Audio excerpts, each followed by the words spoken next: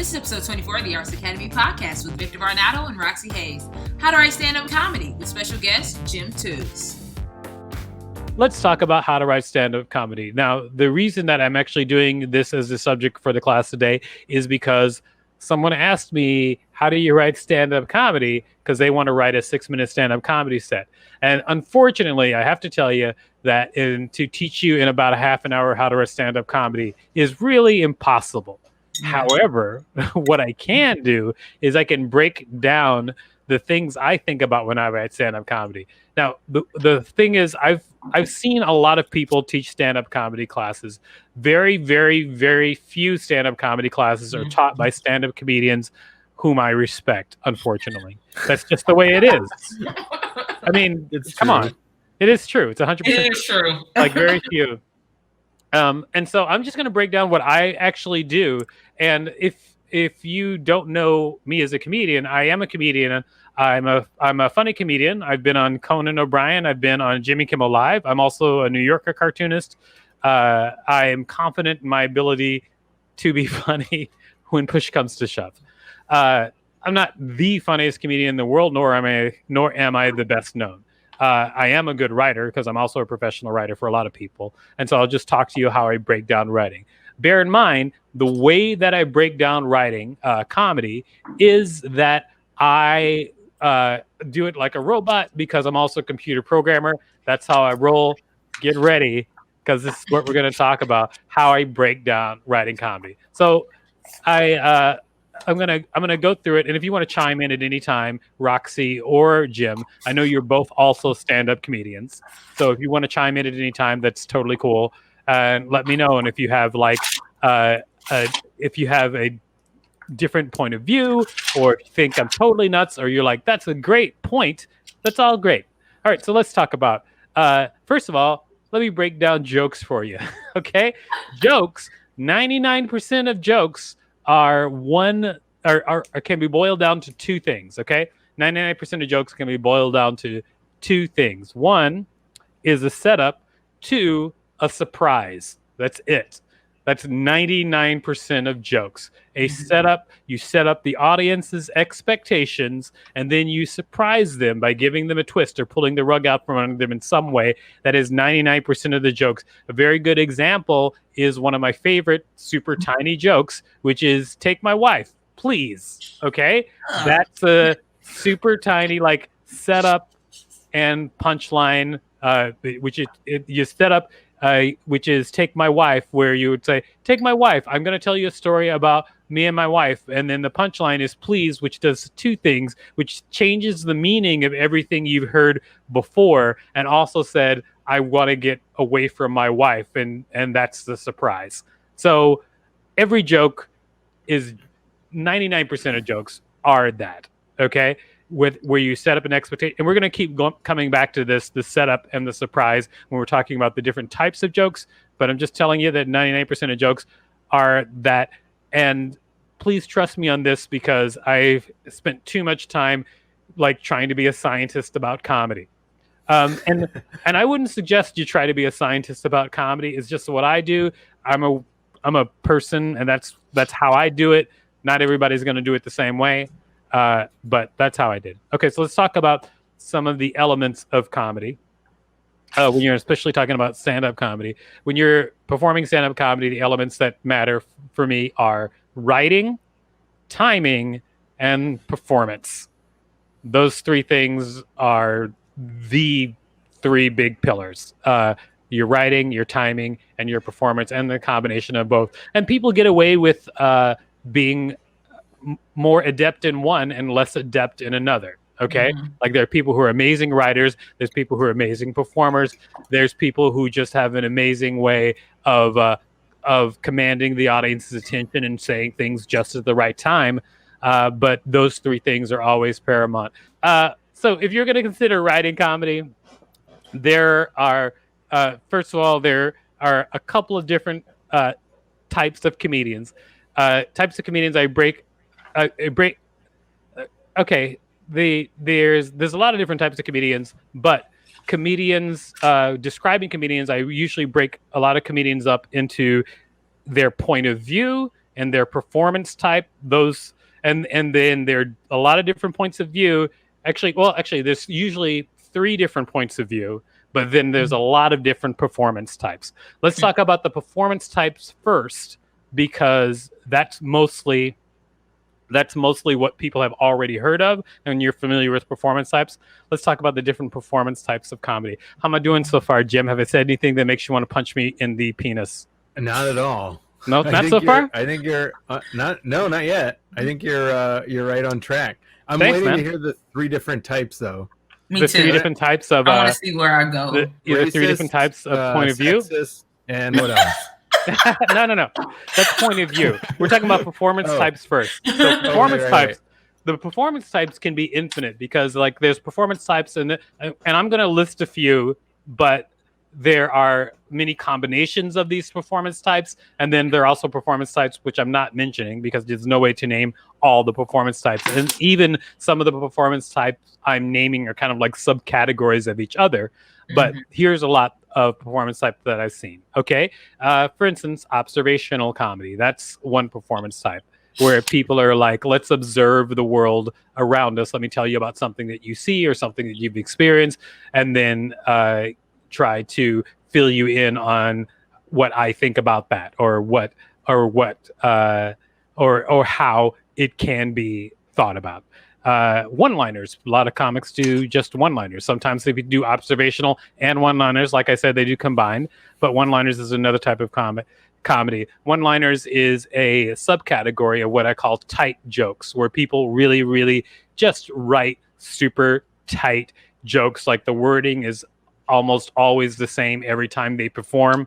There's people who write jokes like that all the time, and you can see that a lot, especially when you see people performing on several late night programs with a similar set.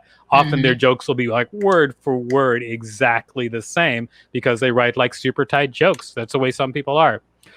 Storytellers, people who tell stories from their lives or stories that they've heard of. Like a lot of comedians will have a beginning, middle, and end to a broader story.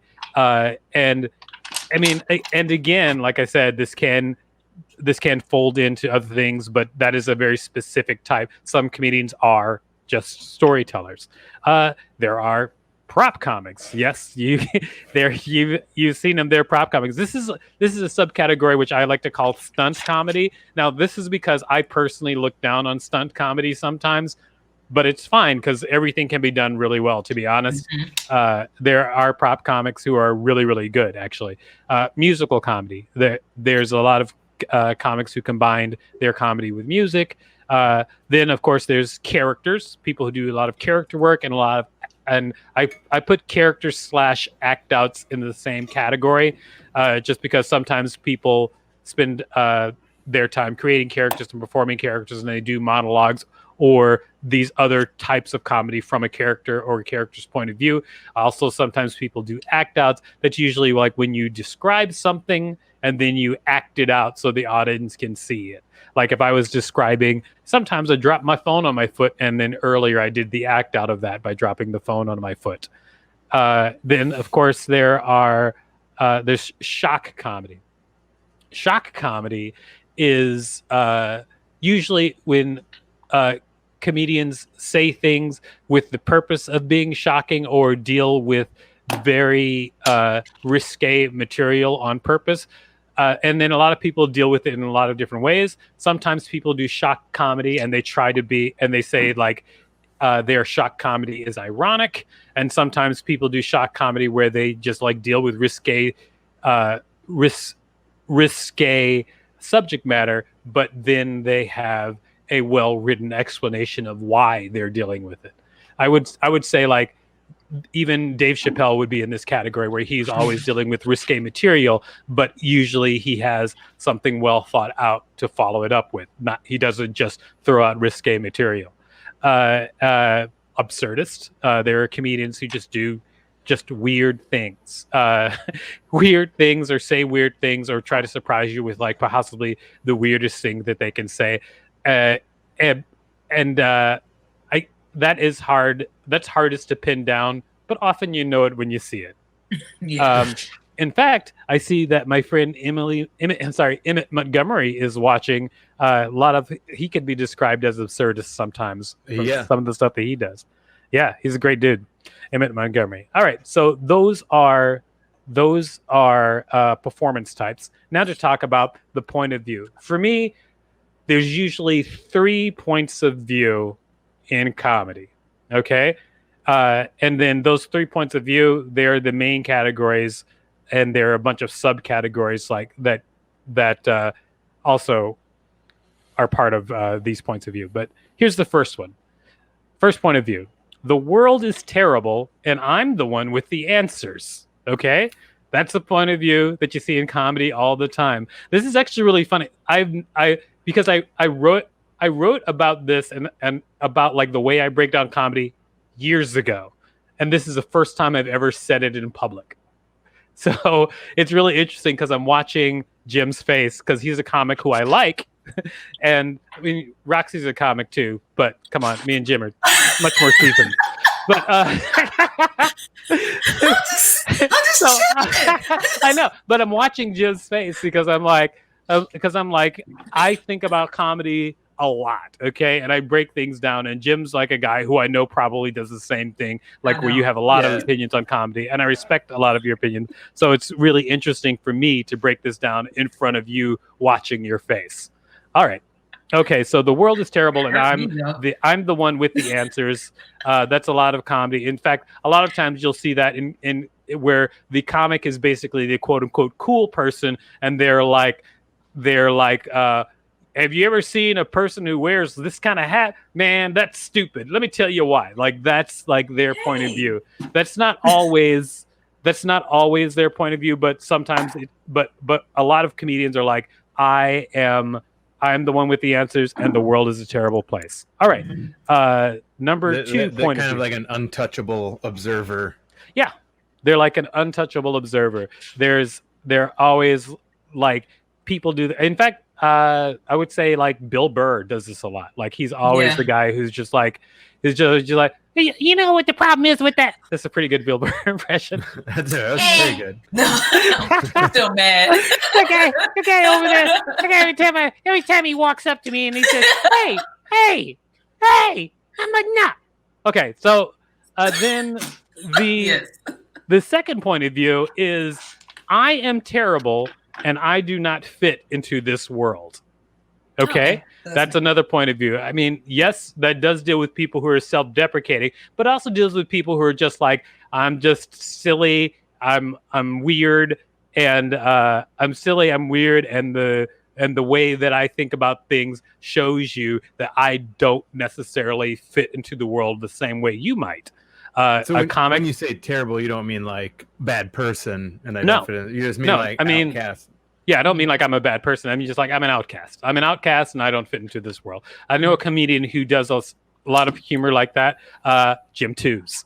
Often, Jim Tews is like explaining things from his point of view, where he's just like, everybody else seems to have everything figured out, but I don't have it figured out, and this is how I see it. And I've seen, in fact, what the sample joke you sent me might fit into that category. Probably. Yeah, absolutely. And then the third point of view that comedians had is look at this weird thing from this point of view. So basically, just taking something. It's really where they're not examining necessarily themselves, or they're not examining themselves, or they're not. And they're not taking a point of view where like something is terrible in the world, but what they really do is they just explain something that you're already familiar with and just kind of like flip it. Like Jim Gaffigan, his Hot Pockets bit is a very good example of that type of thing. Usually those are the 3 points of view that I've seen in a comedy.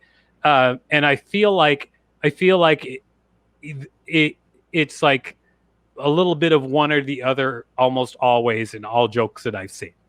And I will say this, that if you're writing jokes, the reason that I'm breaking it down like this is because when you start to understand like what you're doing when you're writing a joke, because I write ridiculous and absurd things. And sometimes when I want to when I think about comedy, I think about a very specific way of communicating with the audience, and that is, I want the audience to laugh and giggle like I did the very first time I thought of a thing. So it's always about communicating that emotion that I had when I thought of that thing. So it is a combination of my writing and then my performance and my timing, which is going to get the audience to giggle like I giggled when I thought of that particular thing.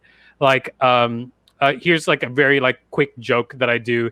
I usually talk about dating, and when I start talking about dating, I usually have a setup where I kind of get into the fact that like I'm going to talk about dating from a guy's point of view, and then I start setting up with just like this very, very simple joke where I say, of like, hey, I'm a guy, as you can tell by all my penises, and so that's just how I start the joke, and it's like, and it's not like something that's going for a hard laugh, but it's something that's like piquing the audience's attention and letting them know that I'm going to talk about being a guy, but it's not going to be a typical misogynist version of being a guy. I'm just talking about like, yes, I recognize that I'm a guy and have a penis, but I also am going to be silly.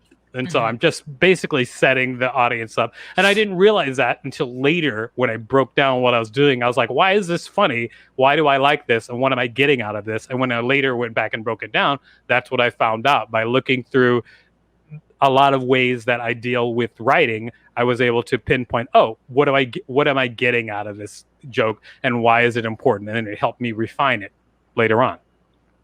All right. And now, so those things are actually all the things that I think about when I'm writing. It's basically, I think about what is a joke, and we talked about that very quickly. I'm just going to read my notes really quick right down the line so we can talk about what we've covered so far. Okay. What is a joke? 99% of jokes can be boiled down into two specific parts: a setup and a surprise. Setup takes the setup and expectation for the audience, and then you pull the rug out from under them in some way. That's what 99% of the jokes are.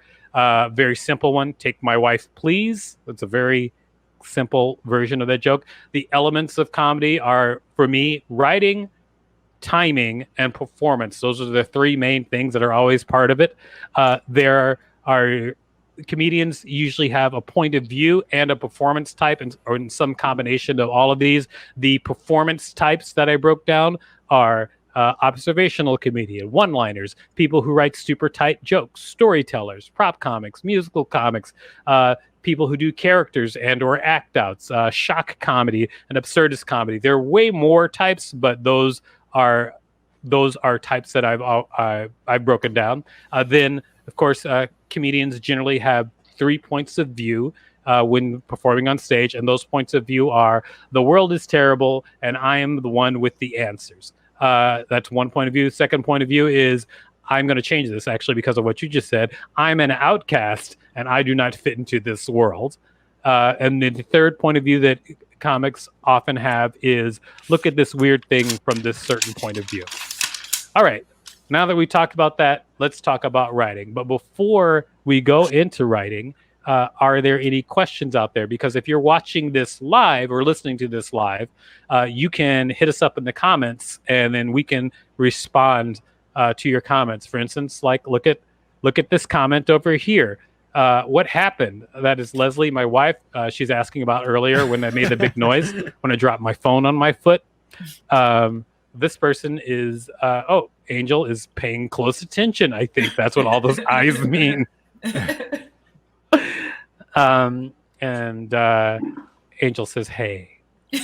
No, hey. Says, hey. Yes. All right. Okay, so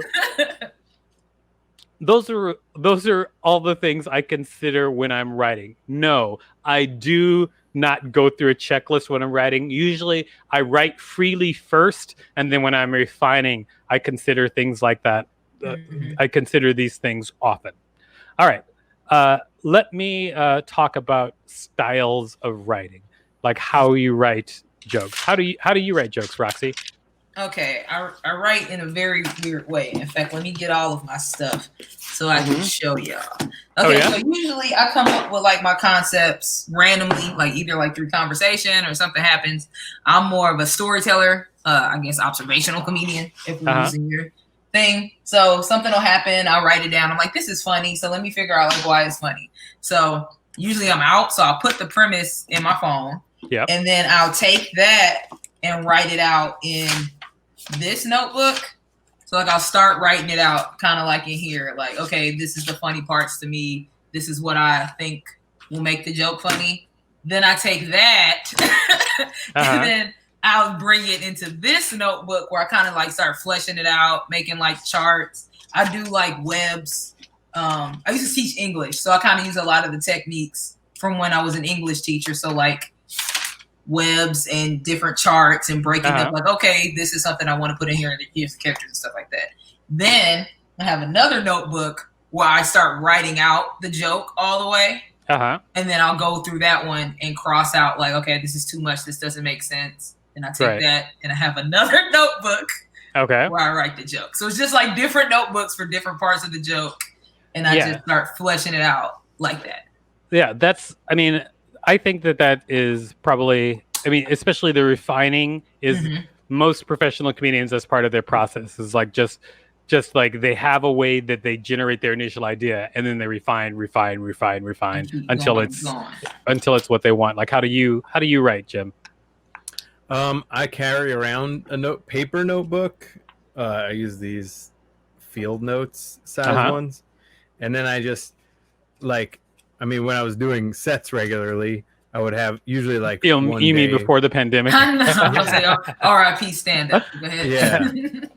Yeah. I would just kind of jot stuff down as I thought of it, but then so like this is a stack of my previous field notebooks.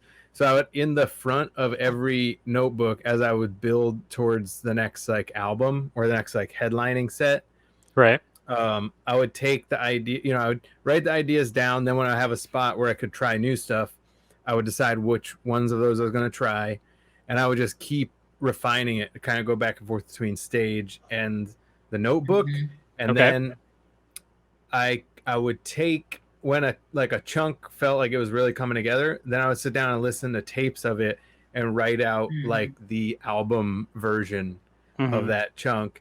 And then each time I fill up a notebook, I carry over the list of the headlining set jokes, like the jokes that are working, and then new jokes and new premises. So and then I get rid of stuff that I've tried like 4 or 5 times and is dumb. It's just not so in the front of each one of these is like a set list for a headlining set usually, and then like a couple pages of premises that I haven't figured anything out for yet.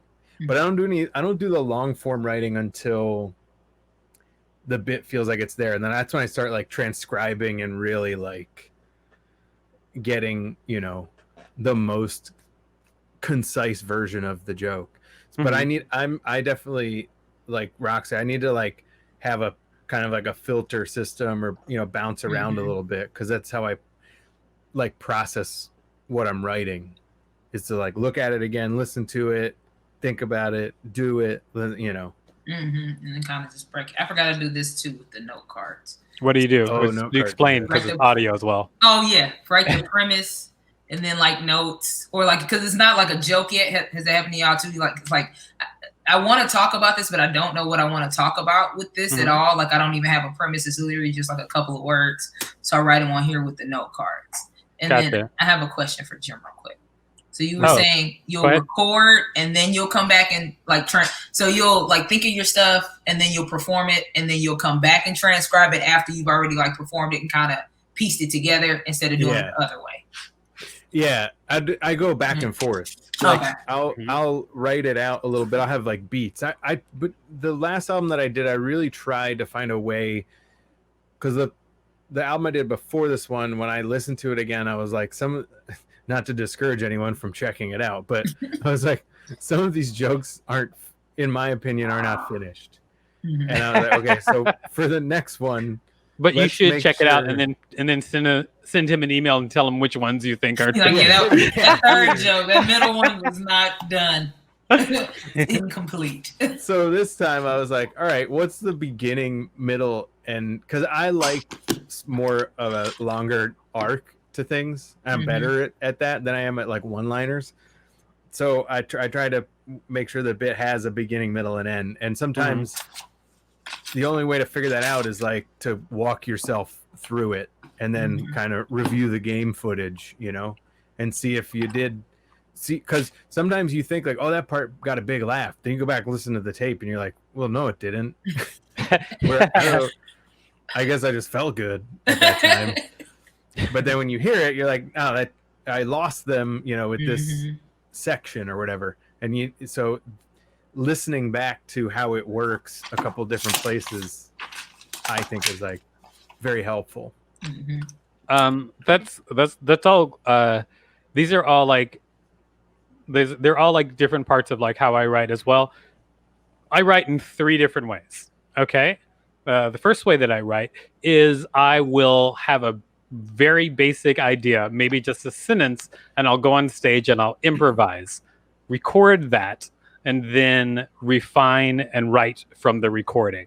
And those sets can be pretty harsh sometimes because when you don't have something written and you just go on stage and improvise, it can go really well, but it can just go absolutely nowhere. I remember I was doing a set once and this woman stood up and started yelling at me in the middle of the show because she was so mad. What? What were you saying? Like, I don't even want to go into what I was saying. Well, I'll tell you what I was talking about. I was talking about this in Africa. By the way, trigger warning, I'm about to say the word rape, but I'm not talking about rape. Okay. All right. So I was talking about in Africa, they have this product called a rape condom, which is basically like a bear trap that women put inside themselves so that if somebody enters without their consent, it snags onto them and then it can only be removed by a surgeon. All right. Obviously, it's something that perhaps you could talk about on stage, but because I didn't have a real joke behind it yet, and I was just talking about what it was, she was like, "You can't talk about rape," and I was like, "I'm not actually. I'm just talking about this product." And then she was just like, "No," and then but the show's over at that point. But, and it was fine. I'm getting the light. Yeah, I'm always like I actually say this about comedy all the time because people can talk about whatever they want to. I say, but if people are upset about what you're talking about, and people are like, if people are upset about what you're talking about and they don't like it, and if you're the type of person who says like, hey, it's just a joke, I'm just doing comedy, that's not enough for me. I'm like, it's my job as a comedian to communicate to the audience. So if I'm going to do something, it better be worth it. In that case, me bringing up that subject wasn't worth it. She was mad, and I was like, "Okay, You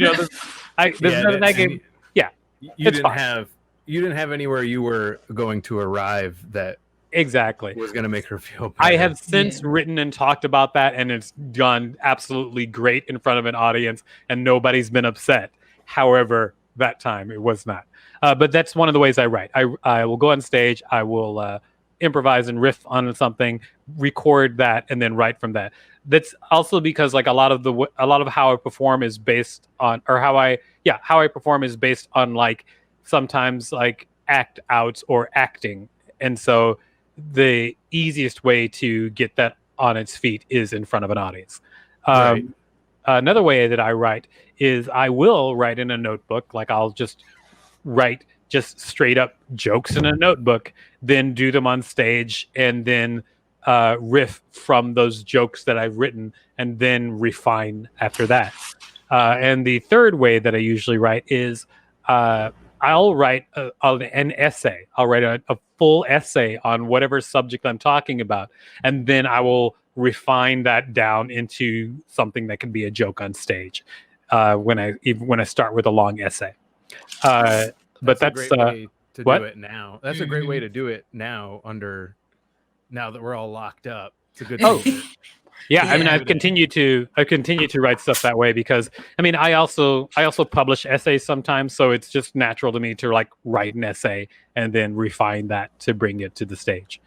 I think like taking the same premise or idea and not limiting yourself to like, I write it this way, or I only write on stage, or I only write on paper. I think trying all those different things is like a way to really explore the idea to then get it to its final form. Right. This is interesting. So we're at the end of this part of the podcast.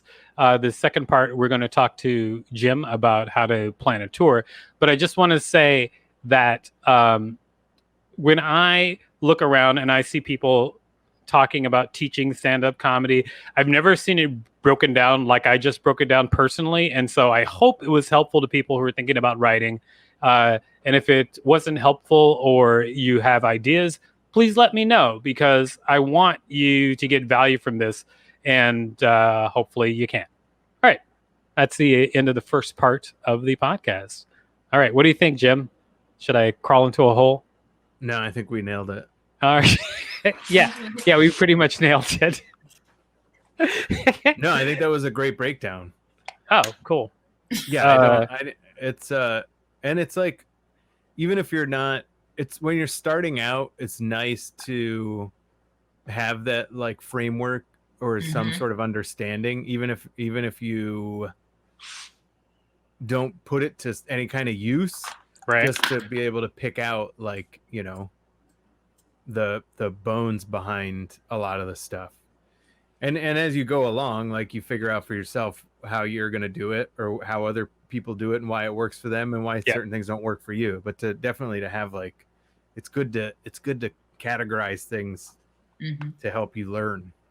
Yeah, I mean, it is for me. Like, I mean, I categorize and break everything down like that, just everything. And that's probably why I'm just also a good like producer in general, because I can look at something that I've never done before, and I can look at it and then break it down and into pieces and figure out how to accomplish it. Make sure to visit us at artsacademypodcast.com.